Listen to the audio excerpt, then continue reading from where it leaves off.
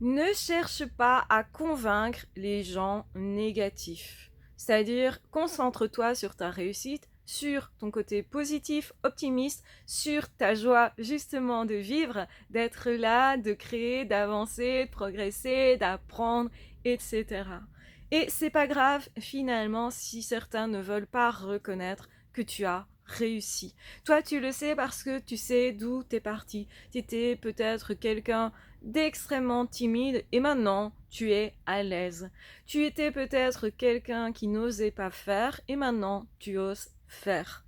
Tu étais peut-être quelqu'un qui n'arrivait pas à être en couple et puis tu as réussi à l'être, à partager et à être heureux. Tu étais quelqu'un de possiblement malheureux, voire carrément déprimé, mais finalement tu as réussi même à sortir d'une dépression, à t'épanouir.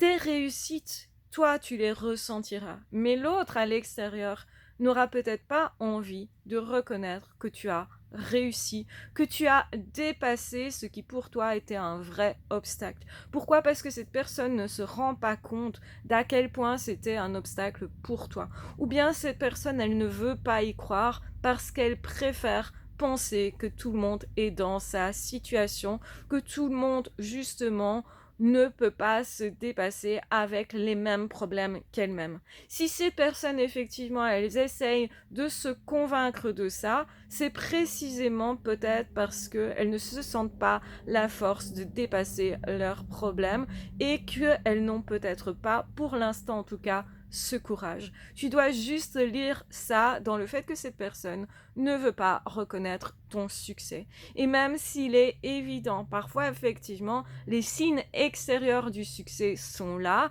et tu aurais peut-être envie du coup de les afficher plus. Attention à ça, tu risques aussi de te perdre comme ça. Tu n'as pas besoin de prouver en fait quoi que ce soit.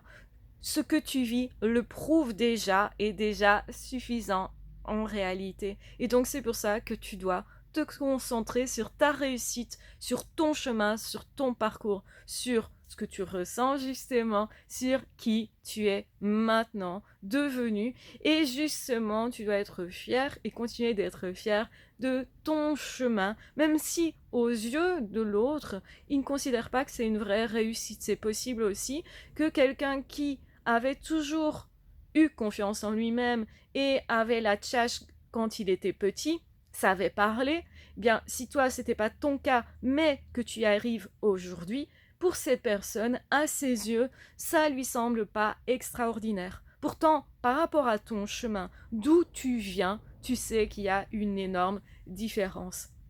C'est pour ça que la réussite, elle est surtout à l'intérieur, par rapport à ton propre regard, par rapport à ton propre chemin. Parce que oui, plus tu vas venir de loin, plus tu vas arriver haut, et plus effectivement la différence entre ces deux points va être énorme. Et ça, l'autre en face, il ne peut pas forcément le voir, le lire. Il ne peut pas non plus voir tes vrais projets dans le temps, ce que toi tu vois dans ton esprit. Eh bien n'oublie pas que ça reste aussi dans ton esprit. Et donc il y a des personnes aussi qui préfèrent se convaincre que la réussite pour les autres ne sont pas possibles, ne sont pas vraies, parce qu'ils n'arrivent pas à croire à quoi que ce soit pour eux et surtout ils sont pas prêts à faire des efforts, quels que soient les efforts, pour améliorer leur vie parce que ça les renvoie à leur responsabilité et qu'en fait ils ne veulent pas prendre leur responsabilité de peut-être je pourrais agir sur ma vie et la transformer au fur et à mesure avec du temps, avec de l'effort, avec de la patience, avec des apprentissages. Et souviens-toi, tout le monde n'est pas prêt à apprendre. Il y a certaines personnes qui préfèrent considérer qu'ils veulent juste avoir raison et ça les bloque dans leur évolution.